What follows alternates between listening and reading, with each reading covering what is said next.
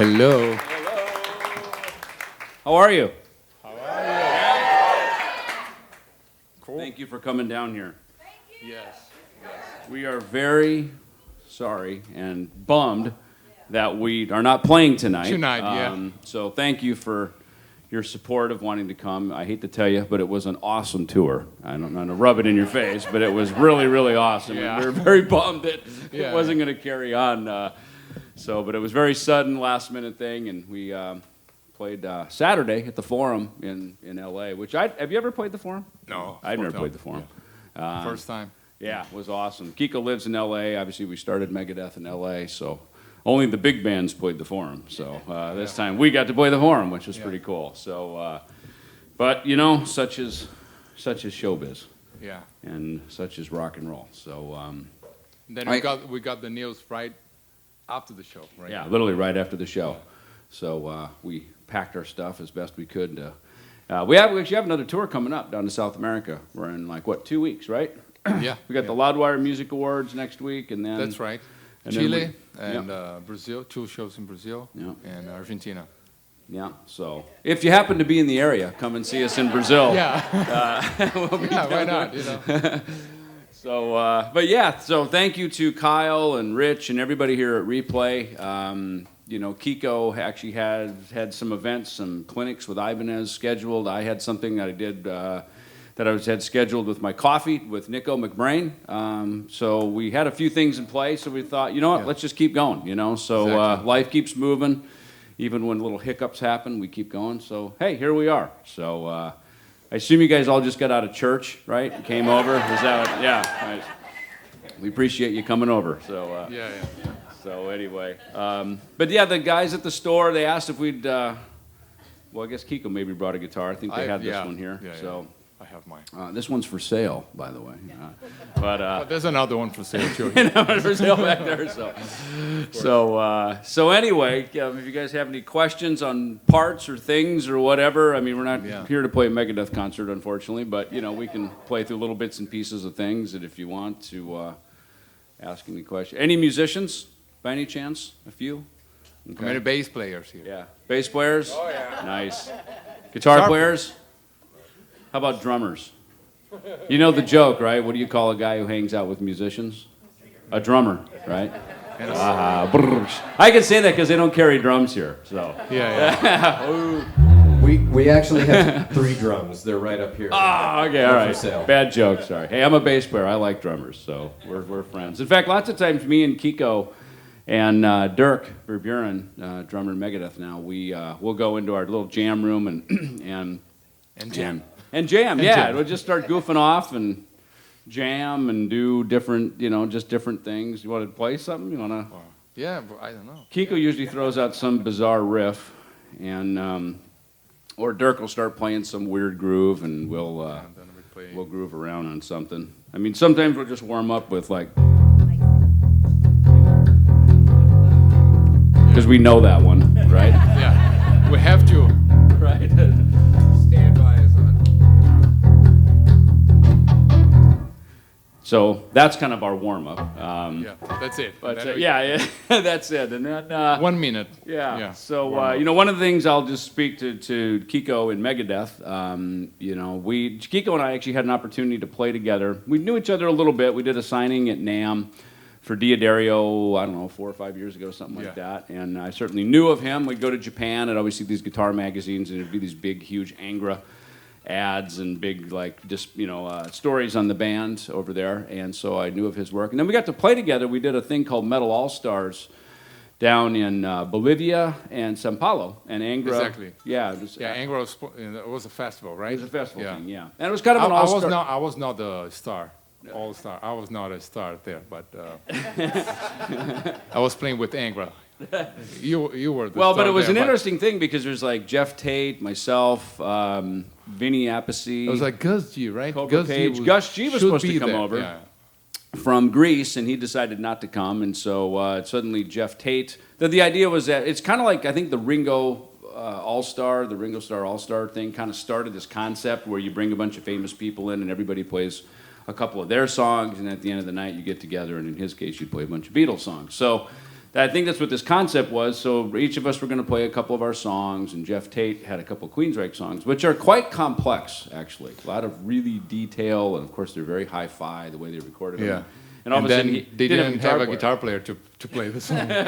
So Kiko got the call, and he's over in Jeff's hotel room. In the same hotel. We were all in the same hotel, so call Kiko. And call Kiko. So we got to play together, and I learned the song that afternoon. That afternoon, yeah. And so we get on stage, and it's one thing to kind of sit and Which play. song was that? Jet City Woman. Yeah. Cool. And it's one thing to kind of jam with a guy, and then it's another to get on stage. And we got on stage, and it was like unleashing the lion with this guy, man. He's up on the drum riser and ripping around, and I was like, you know what? I might want to get his number. And just ironically, in case. Yeah, ironically, it was a weird moment in time. As people know, we kind of peeked around this whole Rust in Peace reunion thing, which just, Dave and I knew was probably not going to happen, but we kind of, at some management insistence, we sort of tried it out. And we became good friends with Marty again, which is awesome. And of course, our dear friend Nick Menz is no longer with us. But we at least had that opportunity to try that out and to play. And I mean, shortly thereafter, Dave calls me one day. We had this, we're talking about musicians.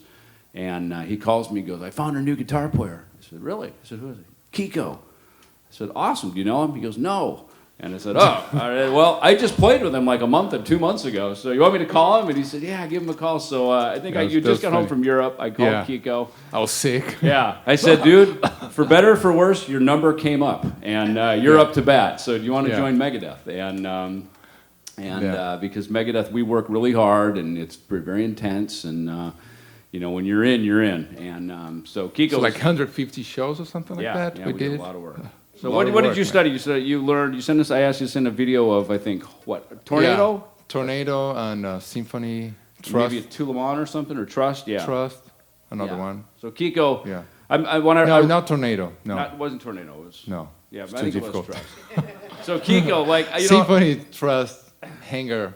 I wrote a music business book back in the 90s, and one of the guys I interviewed was Billy Sheehan for the book. And he had the quote I used from him. He said, you're going to have to make the most critical career decisions at the absolute worst time. And I think that was Kiko, because he just came home from Europe. He's jet lagged. He goes, I'm sick.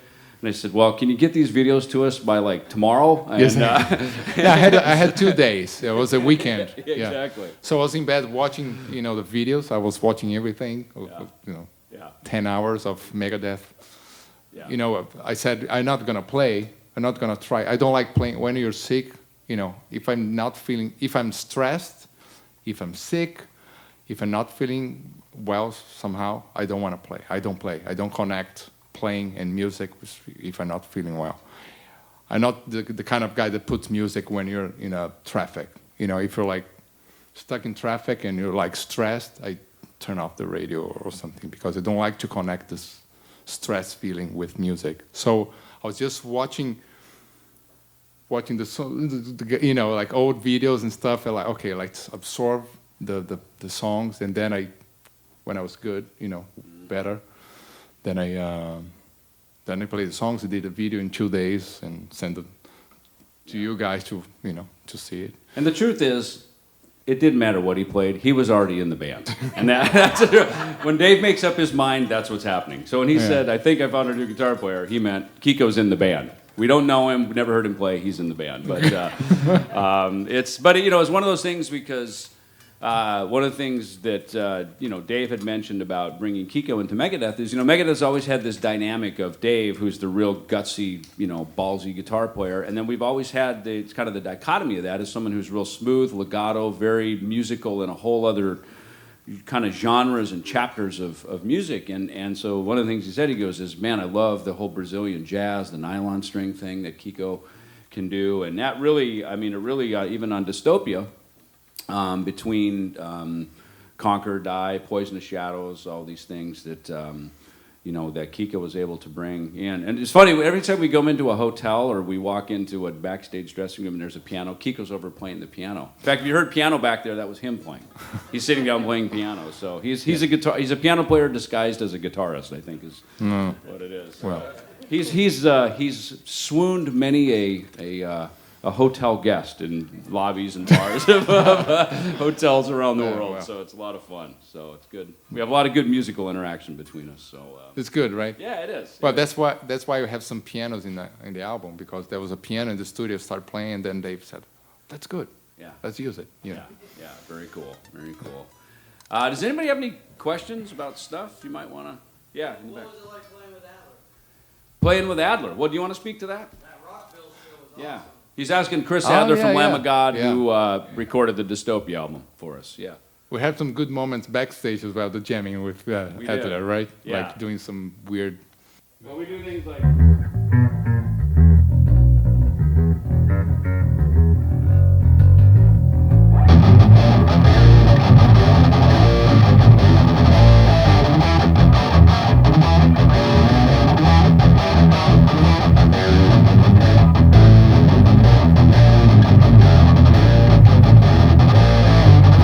And then one of the things that I would do is we would just go, I'd be silly and I'd go into my hee-haw, right? Then I'd go to, you know what I mean? So we just do fun, goofy things like that. And I don't know, Chris has played in a lot of great settings. In fact, we did an appearance at Berkeley College up in Boston. Oh, yeah, Because my dear friend Steve Bailey heads up the bass chair department up there, and he's the head of the bass department. And there's actually a group, there's a student there who's such a huge Megadeth fan, he started, and Berkeley has allowed a Megadeth ensemble. And all they do is they play and study and tear apart Megadeth songs. So Awesome. Victor Wooten was there, and Yeah. and so Chris got to have a lot of these different experiences, and for a guy who plays in such a brutal band like Lamb of God, it was fun to sit with Chris and kind of open up all these different musical opportunities for him. And actually, I think Chris is in the band now with is in Nitro with Victor Wooten. Yeah, and Yeah, Michelangelo, yeah. yeah. So It's a great drummer, yeah. yeah, Great so person. we got to have a lot. Sometimes there's a lot of fun like that to just. I don't know. I think it's probably fun when we get to warm up a little backstage, play some other kind of goofy things like that, because then we get on stage, we're truly warmed up and ready to hit it, So Yeah. yeah, go ahead in the back. Yeah. Do you believe the solo to Poison was the cure? What? To play the solo? Want to play it? Oh, that's So is it just spot. Yeah. Which part exactly? Let me. No, I know this. I know you want to solo. No. He said the poison was the cure. No, poison was the cure, not. Oh, Poison the Shadows. God, it's Which so much which poison song- in our world we can't Yeah. even keep it. Which one you said? Poison was the cure? Poison was the cure. Okay. Yeah. Gotcha. Yes. See, in our world, we just go, dude, poison. Like, we go Dawn Patrol into poison, and that means Dawn Patrol into poison was the cure. And then we'll go trust, and we're going to poison, and, that means trust into poison and shadows. So, our code words up here, yeah. So, Don't remember. Yeah. So let's play. What about if you play a bit slower? So I can. You want me to explain the solo, or just?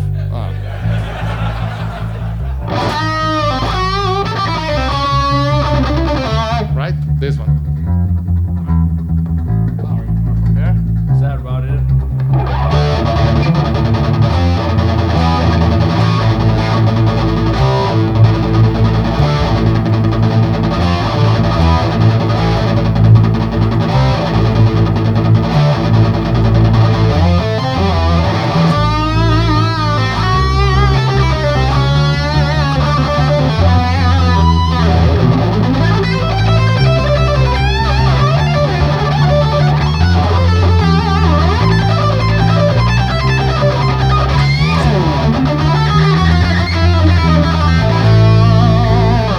Yeah. Nice. Trying to remember here. Yeah.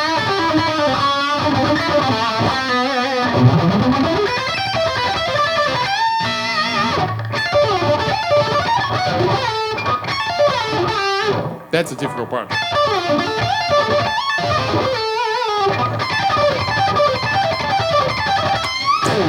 Yeah. Okay. Try to remember.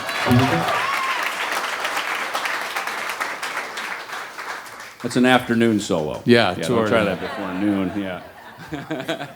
Yeah, go ahead. What about the rockin' ribs that you had?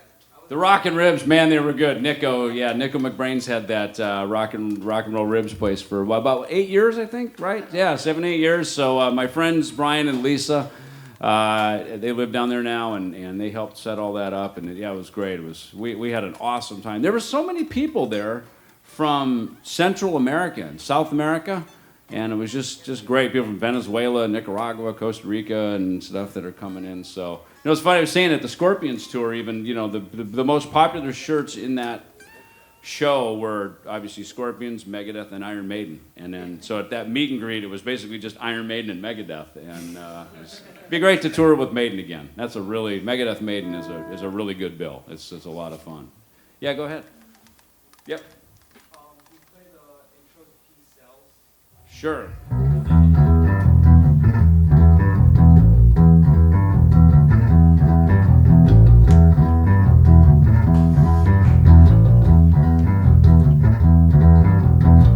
Interesting thing about that, it's funny, that I recorded that on a BC Rich, so the neck was sticking way out like this, and it's a weird thing when you... The way that little thing from the third to the pinky, I have to hold the bass in a very weird way when I play it, because if it's back here too much, it doesn't play right. So every time when I do this little introduction thing to kind of cheer the crowd on, and I have to kind of set myself up, right?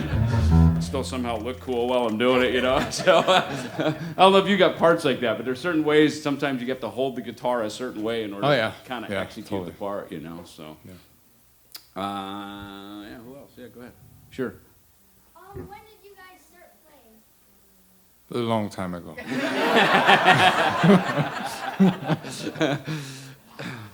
Yeah, I was 11, and I me started too. playing I was 11. acoustic guitar, nylon, chords. Do you play? Yeah. Do you? How old are you? 12. Nice. You see? Good. When did you start? 3 years ago? Okay, cool. Nice. It's a good age to start. Yeah. Yeah. Go ahead. Sure. Yeah. In the Yeah. orange, yellow shirt, I Yeah. think. Yeah. Is there a way to determine who's soloing on the record, whether it's Kiko or Dave, like techniques? Determine soloing. Well, I just did one album, and I met all the guys basically in the studio. So, and Dave showed me, we were still deciding some parts, and then, you do solo here. And then he said, let's do a song like Conquer or Die would be mainly featuring me. So it really depends. And I think some songs like Thread is Real, in the beginning there's a solo, but I think the idea of having a solo there was afterwards, So we never know. Yeah. They seem like they kind of, my experience over the years with that is they almost sort of call to the guy.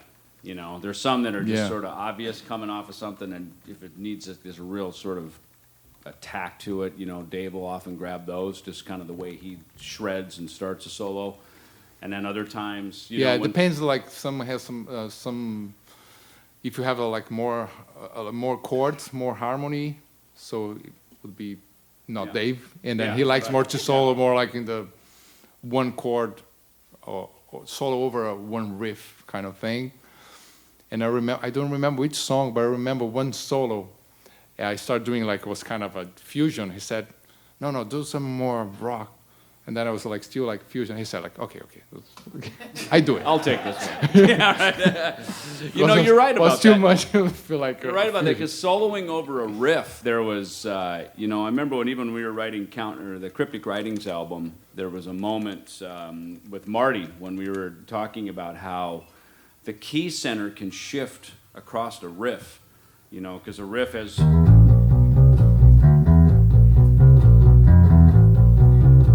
something like Skull Beneath the Skin from Killing Is My Business, which has all these, these half tones in it, and all the, especially a lot of diminished and harmonic minor, and between major and minor is one thing, but then we kind of get into a lot of these diminished, these half steps, and how they're just the key center of a solo can shift so much within that. And that's an interesting observation. I never noticed that about Dave, that he'll solo over kind of the one riff thing. Yeah, it right? seems like, he likes more like the pentatonics kind of thing. Right. Yeah. And like, like Thread is really... Yeah, so you see like more, Yeah, no. To get this kind of sound, right? Yeah, right. More pentatonic, so more Dave. That's more Dave. Yeah, interesting. Good notion in there. Well, I spent like a month and a half during Dystopia just trying to understand the whole thing. I was like, oh, okay. So, yeah. Yeah, go ahead. Yeah. What do you guys listen to besides metal?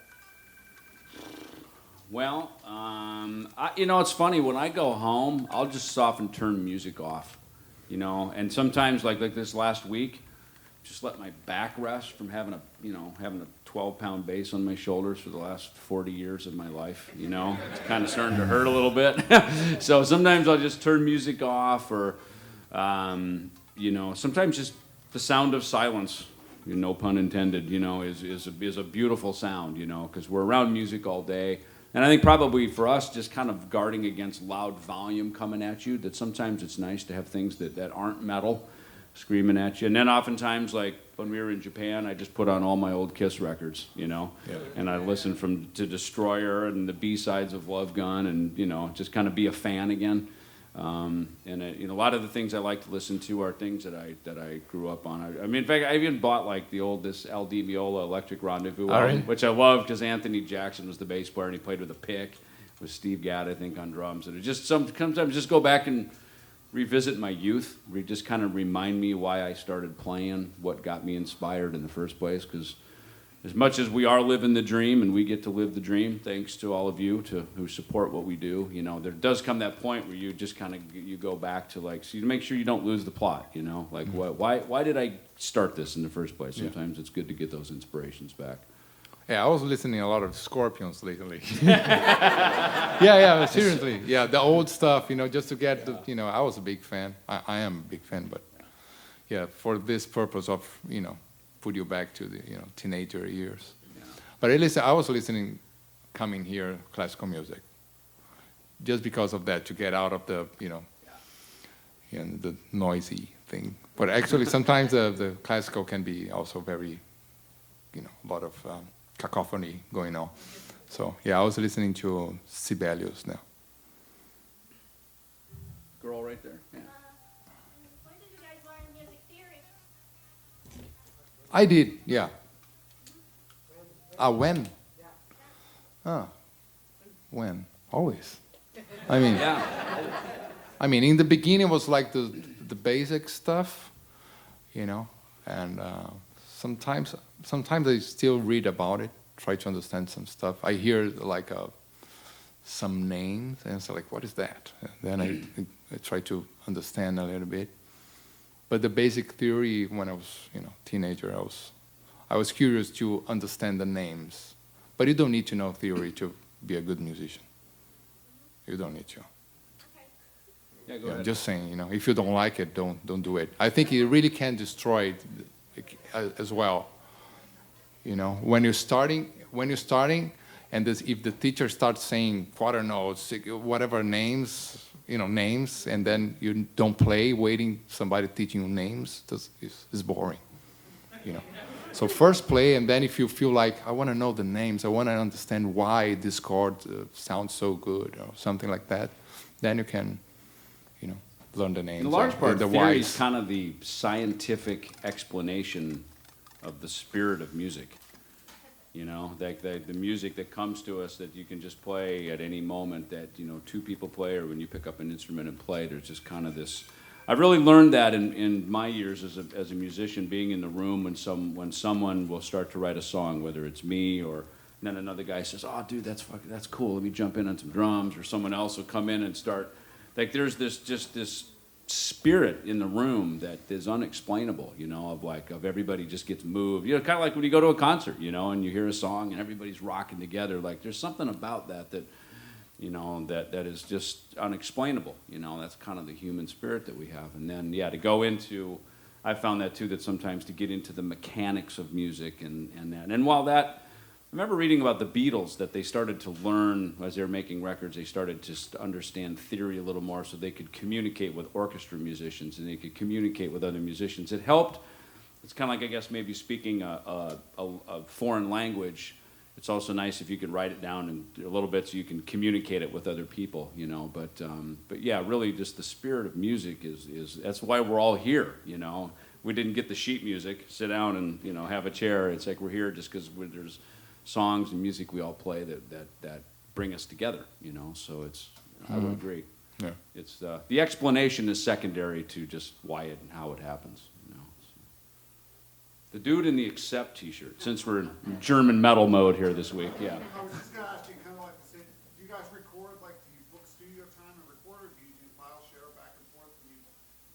It's funny you should ask that, because we were just talking about how we're going to work on this next record, because we live in 3 different cities, and, you know, last record we recorded in Nashville. Dave lives in Nashville. Nashville's a great town to record in, because there's so much music there, and all the support, you know. If you need a guitar, bang, you make a call, half hour later it's there, you know. So it's and really, you know, great qualified, you know, engineers and all that kind of stuff there. So, but in the writing process, I mean, I guess we probably all record, you know. Sometimes when me and Kiko and Dirk were just like recording ideas backstage over this last month, I mean, they're probably just like how you would. We just break the iPhone out and put it on the floor and record it, you know. So it can be as primitive of that, because again, it's like the theory thing. How do I communicate this idea to Kiko a month from now, or call Dave up and go, hey, I got this thing, give a listen to this, and you know, that there's a lot of that, recording things into the voicemail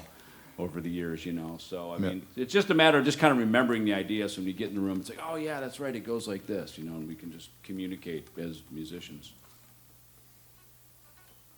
Well, go ahead and pick some. Oh, I know yeah. Which song do you guys enjoy playing live the most? That's a hard question. Yeah. Any song, any song. They're all, you know, I I mean, mean, it is. It's kind of a tough question. I mean, like, we come out with Hangar 18 lately, which is funny because we used to open with Trust, and in 2013 we did a Gigantour, and Hell Yeah was on there, and Vinnie Paul's been a big Megadeth fan. He goes, man, y'all's light show is fantastic, you know, and man, y'all just look great. But, man, I think y'all should come out with Hangar 18. You know? I said, really? God damn, man, I tell you, Hangar 18, that's the song, you know. So we said, one night we tried it was like, wow, that's pretty cool, that works. Yeah. And it just stayed in the set from then on.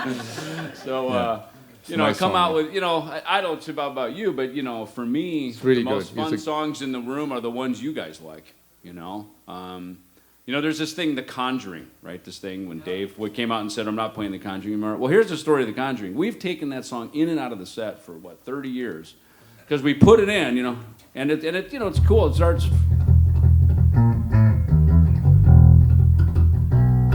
kind of this nice haunting thing. And then we get into it, and it just... It's a great song on the record, and it's a great song, but live it just kind of went to this place where it just sort of leveled off a little bit. So we'd pull it out. And I remember when Jimmy DeGrasse was in the band, we'd put it in, we'd keep pulling it out. We'd put it in, we'd keep pulling it out. So finally Dave says, and no one really noticed until Dave says one day, we're never playing it again. Then all of a sudden it's like, dude, I want to hear The Conjuring. It's like, well, you didn't last month when we took it out of the set, and all of a sudden you can't have it and you want to hear it again, you know, so...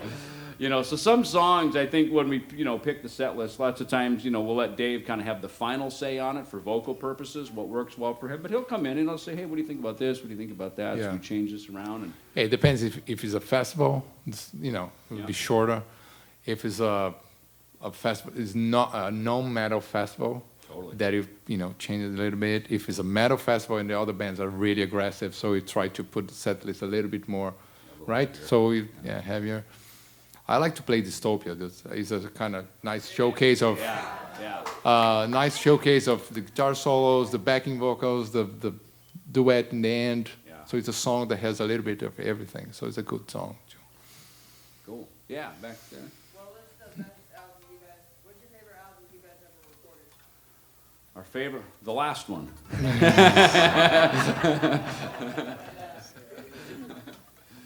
Yeah, back there. What did the feeling mean to you when you won a Grammy? How did that feel? Man, I get goosebumps just thinking about it, man. It was awesome. Well, the funny thing is they listed it, right, and they say, Megadeth, they listed the band names, and that was kind of what you're listening for. And then when she pulls the envelope out, she goes, best game goes to Dystopia. And we're like, who's that? We're looking at, did we win? We just won. Wow, and so I think there's like this few seconds of just what's happening. Kind of this distance, because I'd been there a few times, and not one, the Grammy goes to not you, that feeling. And it's a shitty feeling, I'm not going to lie, because, there's such this build-up, and the truth of it is, it's great when you get the nomination. It's always kind of a pat on the back, and because it's the gold standard. I mean, you are in the elite club, Just to even be recognized and nominated is great. And then you go, and you're seeing, J-Lo and Shakira and, Taylor Swift. I mean, really the biggest of the big in the business, and you're like, oh, wow. Like, we're really here. Like, this could happen, And then when you get that close, and it doesn't happen, you're like, oh, man, And then our our social media blows up from all of you going, fuck the Grammys, we don't care, So thank you for your support, so thank you, yeah. So I mean, honestly, from the beginning of this band, we make songs and go on stage and play them for you. I mean, that really is the truth of the matter. But it was nice to win. I'm not gonna lie, it was cool. So Kiko's lucky, gets in the band, one record, wins the Grammy. Yeah, man. He's obviously been the missing link all these years, right? So thanks for joining us, Kiko. That's why. That's why. That's why. Okay. We figured it out now. So. In the very back, the young man back there, yeah. What makes you choose Jackson basses? So the Jackson basses, interesting story. So me and Dave and Chris Poland in, I think, 1987 went down to the LA Sports Arena to go see Judas Priest. And Dokken was opening. And so Jeff Pilson was playing a Charvel bass, and I noticed it had a great sound. He was playing through SVTs, I think, and it just sounded awesome. So a couple days later, I went to the Guitar Center on Sunset Boulevard in Hollywood. It's kind of their big flagship store, and I saw a Jackson bass on the wall that looked like what Jeff was playing in Dokken. So I pulled it off the wall, plugged it into a Gallion Kruger head at the time, and into some Harkey speakers, and man, it was just like, right there, and it just had this tone about it, and Dave and I, just at the same time, we drove out to Jackson when Grover Jackson owned the company out in East LA, and we sat down, and he made me that first silver bass, which is why I do the silver thing, the Quicksilver, and Dave had a V. Dave wanted a flying V. Because we were playing BC Rich at the time, and BC Rich didn't have any V guitars. So he wanted a V. Robin Crosby from Rat had King V, because he's a big guy, and his nickname was King, so that was why he had the King V. So Dave took that guitar and modified it into a 24 fret, because I think Robin had it as a 22 fret. So Dave turned it into a 24 fret, because to kind of mimic what he had with his BC Riches. So he and I together just started this Jackson path. And, for many, many years. And the Jacksons were, and I think probably the big turning point for me was when we did the Rust in Peace album. When we did Hangar 18, that whole beginning of the song is in this D, right? So I had to, and I didn't have a 5-string bass, and 5-string basses were very new at that time in 1990. There's only a couple of them out there, like Music Man had one, and so me and the producer Mike Klink went around LA to bass stores and music stores trying to find a bass that would sound similar. We waited. Hangar 18 was the last song I think I recorded for the album, because we knew we had this D tuning issue, and I wanted to play it down low, not up high. So we went around looking, and there was just really nothing out there. So I did the poor man's 5-string, like I just did right now. I just tuned it down to.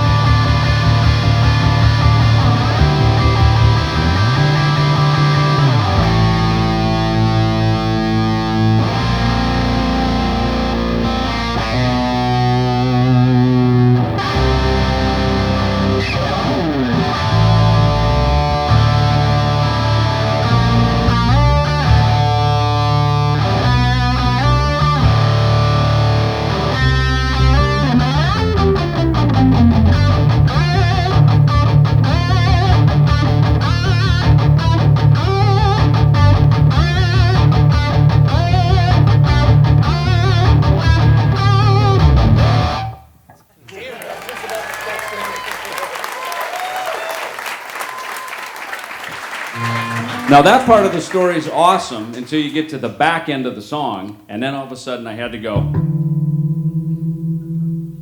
2, 3, 4,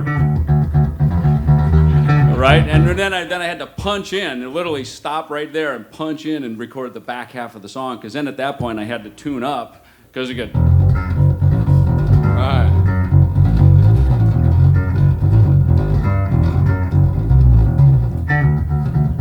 So now I had a dilemma. We were going to go on tour, and I needed a 5-string bass.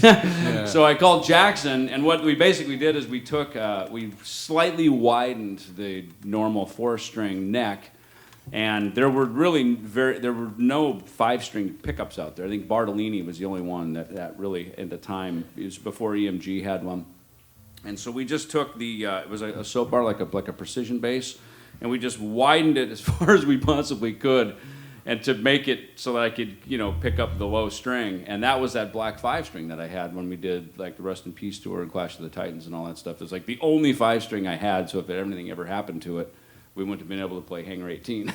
So sometimes necessity's the mother of invention, and then that began really a long process, a long relationship with Jackson even from then on, with the 5-string basses, and here we are today. And now technology's better. There's better pickups and bridges and everything. Obviously, this is a 4-string, but live I mostly play the 5s just to keep one bass. To me, if it works, keep it.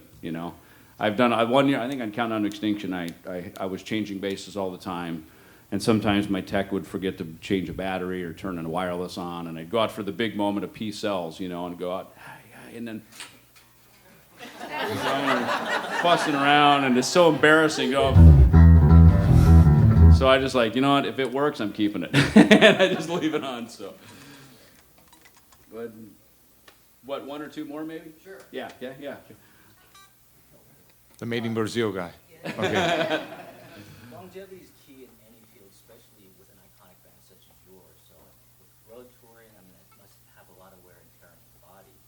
So my question is, what do you do as a band for health and wellness other than just eating? Do you take a trainer? Do you play capoeira? No, of course not. Yeah. Yeah. Well, I woke up this morning and immediately went swimming. Right outside my door was a pool, and I like to swim. I started swimming because, like I said, I've been, I'm 52. I started playing when I was 11. So for, over 40 years, I've had a bass on my shoulder, and I get a lot of neck and back problems, head banging and stuff. And inside, I still feel like I'm 18, but my body tells me otherwise some days. And so it's been recommended. I see chiropractors and physical therapy people and stuff, just to, massages and things like that. But lift weights. We're always at the gym.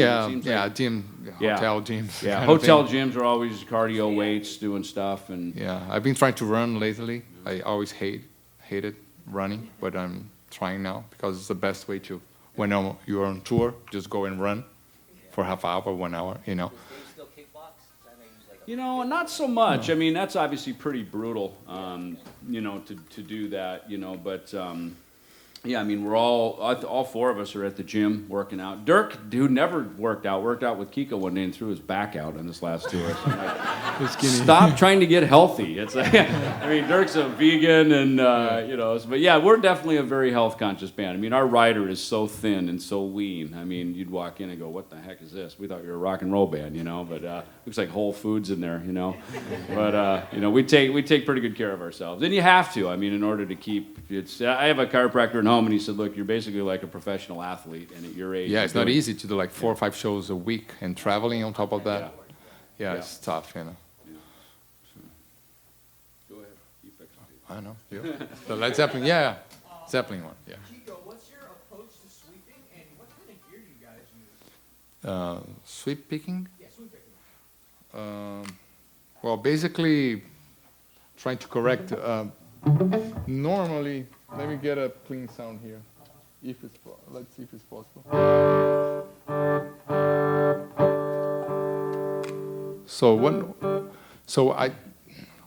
I'm left-handed, so sweep picking was very difficult. It was always very difficult for me. But so when you play alternate picking, that's the sound, right?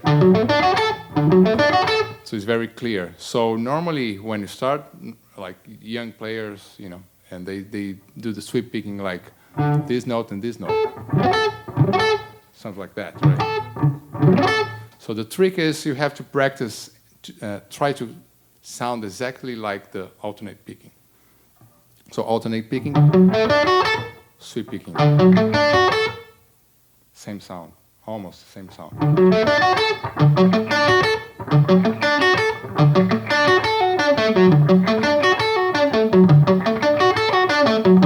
Right?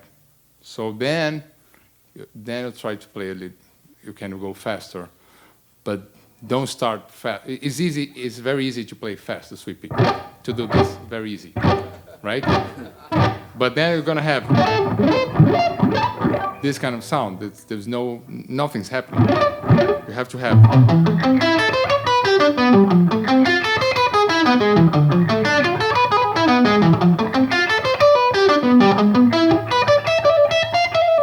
Right? And if you change for the alternate picking, and then back. So it's almost the same sound, but the sweep picking you can play way faster, you know. Cool. Another one. All right, the guy. Yeah. Ah, there's the little kid after. Yeah, but you first. Okay. Send a message to your fans in Ecuador. I'm live streaming.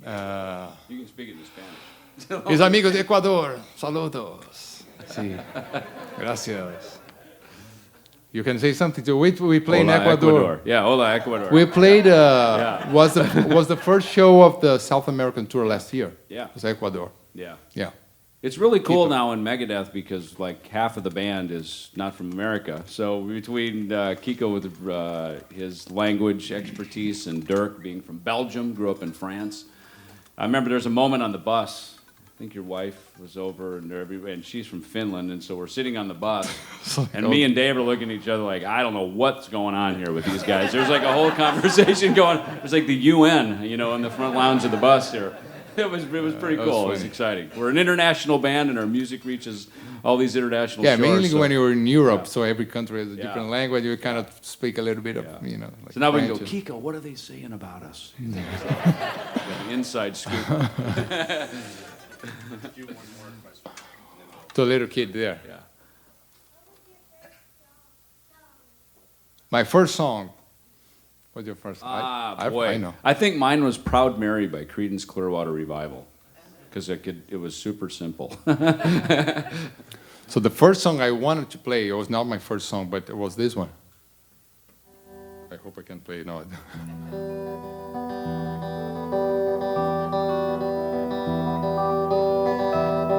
This one, an acoustic guitar. But then my first guitar lesson was this one.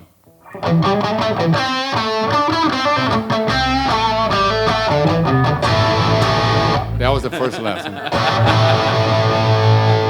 And then the second lesson was.